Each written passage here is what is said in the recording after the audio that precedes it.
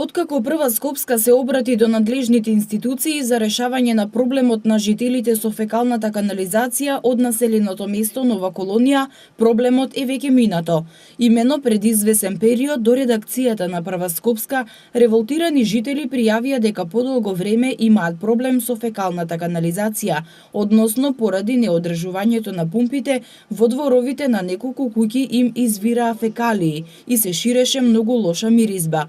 Како што изјавија жителите тогаш, проблемот го имале околу една година, односно откако биле поставени новите пумпи, но поради неодржување пумпите престанале да работат.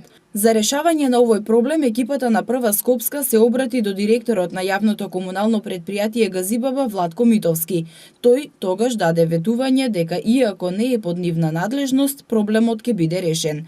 Деновиве во присуство на Прва Скопска беше организирана акција за решавање на проблемот со фекалната канализација. Работниците од јавното комунално предпријатие Газибаба и цистерна од јавното предпријатие Водовод и канализација го исчистија ѓубрето што беше насобрано околу пумпите, а работниците од фирмата изведувач на пумпите ги поправија.